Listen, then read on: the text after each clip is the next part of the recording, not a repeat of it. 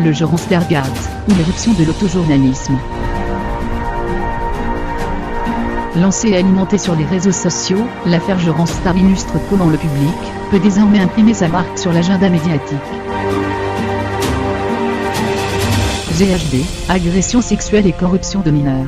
Voilà les mots-clés que l'on utiliserait pour résumer le Jean Stargate du point de vue strictement criminel. Mais le cas a ceci de particulier qu'il dépasse largement ce cadre, et doit être considéré à l'aune d'un autre vocabulaire, réseaux sociaux, télé-réalité, vengeance, délation, etc. Autant de termes posant bien des questions, et que l'on pourrait englober en un seul, l'autojournalisme. Le scoop ne fait pas le journaliste. Quelques mots sur l'affaire.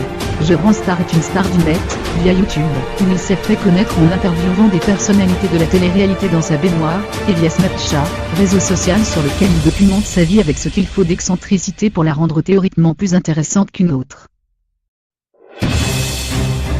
Entendons bien que la télé-réalité est un monde en soi, à part, qui continue d'exister au-delà des curieux des débuts par l'entremise d'une communauté jeune voire très jeune, qui observe et commente massivement les relations humaines, que les acteurs de ces shows entretiennent ou semblent entretenir. Tout commence à la mi-janvier. Un jeune homme de 19 ans se faisant appeler Akaba qui n'a jamais caché, est assoiffé par le buzz, et désireux d'atteindre une certaine célébrité, aussi superficielle soit-elle, poste une vidéo de 2 stars de la télé-réalité main dans la main. Jean Star, dont c'est également le gagne-pain, publie à son tour la vidéo, mais en cachant le nom d'Akabab. Déjà, à l'origine même de l'affrontement sordide qui va se déclencher, on pourrait croire à un conflit classique de journalistes. Outre l'intérêt limité de l'info en question, la reprise par un média d'un texte, d'une image ou d'une vidéo, sans que le média ou l'auteur originel ne soit cité est un cas d'école, une complainte aussi récurrente que justifiée. Les journalistes avisent habituellement en privé ou, si aucune réponse n'est faite, par le biais d'un tweet, histoire de rétablir la vérité. Mais Akababa doit avoir déniché un scoop d'un certain genre, il n'en est pas journaliste pour autant. Sa réaction sera donc de se venger, immédiatement, et pas n'importe comment, il diffuse une vidéo intime de Jean Star. Une publication susceptible de relever de ce qu'on appelle le revenge porn, punissable en France de 2 ans de prison, et de 60 000 € d'amende. À lire aussi, Nabila et Jean Star sont les stars les plus fascinantes de Snapchat. Enquête improvisée et vigilantisme. Akabab ne va cependant pas s'arrêter là.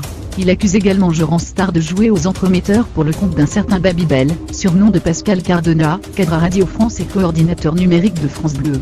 Jean Star se chargerait de trouver des adolescents d'une quinzaine d'années pour satisfaire les désirs sexuels du quadragénaire. Ainsi, pour appuyer ses accusations qu'il avoue être parti d'un coup de bluff, Akabab et autres jeunes protagonistes, Anwar qui dit lui être une victime de Pascal Cardona, vont se transformer en reporters, alimentant eux-mêmes l'affaire au fil des jours. Que ce soit par la diffusion de vidéos Snapchat filmées par Jean Star, lui-même alors qu'il était en compagnie de Pascal Cardona et, parfois, de très jeunes hommes au silence il est vrai pesant, ou par des interviews d'autres victimes, ou de l'entourage de Jean Star. Des interviews à la rigueur journalistique pour le moins contestables, réalisées par Skype ou par téléphone tout en filmant l'écran avec un autre appareil. Ces entretiens sont parfois découpés, toujours menés et commentés de façon très impliquée. Il est arrivé par exemple, qu'Anwar assure à sa correspondante que la conversation est privée avant de diffuser celle-ci dont l'intérêt est d'ailleurs très limité à l'ensemble de sa communauté. La taille de cette communauté importe finalement peu, à partir du moment où elle n'est pas fermée, mais bel et bien publique et que les échanges sont consultables par tous, comme le sont les articles d'un journal. Akabab et Anwar se transforment en médias, relatant une enquête dont ils sont acteurs, non pas seulement en tant que reporters improvisés, mais aussi en tant que victimes supposées pour l'un et de concurrents envieux pour l'autre. On est donc loin du simple journalisme gonzo à la première personne qui refait d'ailleurs surface ici et là, dont la subjectivité réfléchie et contrôlée peut parfois s'avérer particulièrement éclairante.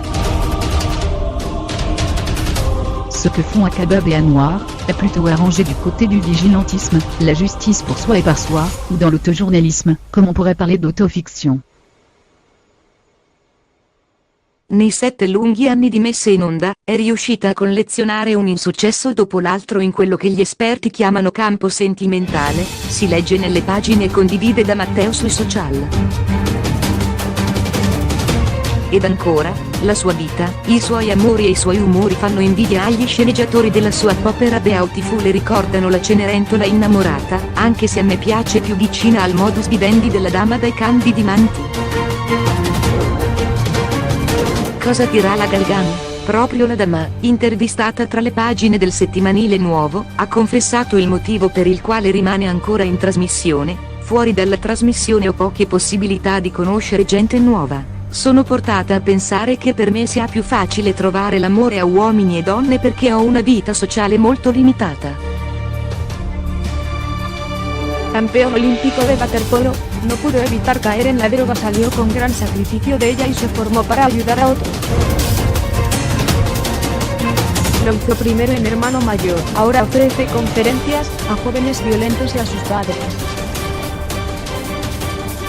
http://www.sunrisemedical /hitmedia/481 DC3C5 6 da 4300 B109 14815 D86 Raina /películas sobre discapacidad social JPG bit igual a 1200 y EIT igual a 627 y est igual a JPG célebres por la televisión, el deporte o sus amores, su fama, les ayuda a publicitarse en la profesión de moda, el coaching.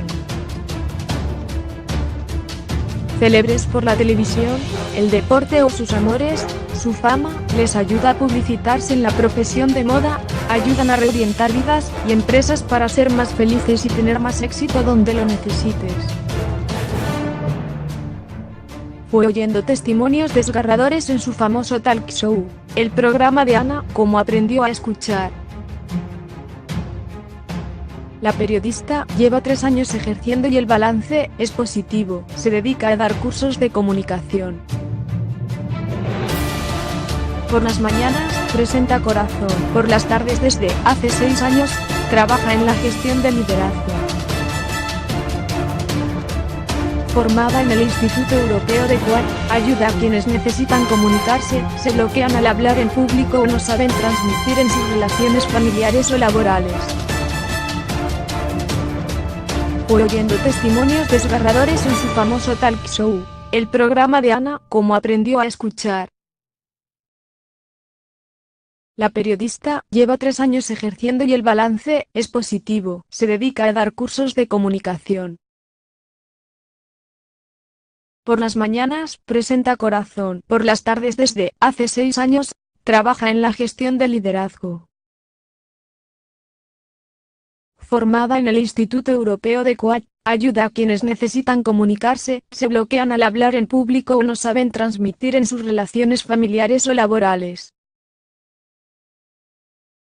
El lema de la ex concursante de Gran Hermano es: no digo que sea la mejor, pero mejor que yo no hay nadie. Lemmy Caída da charlas motivacionales a empresas para que sus proyectos sean todo un éxito. La coach del famoso programa es en realidad licenciada en 200 de la información, aunque tiene un máster en coaching. O el periodismo para ocuparse de sacar lo que llevan dentro los famosos. De su padre, Edward Punset, sacó la capacidad de estudio y observación.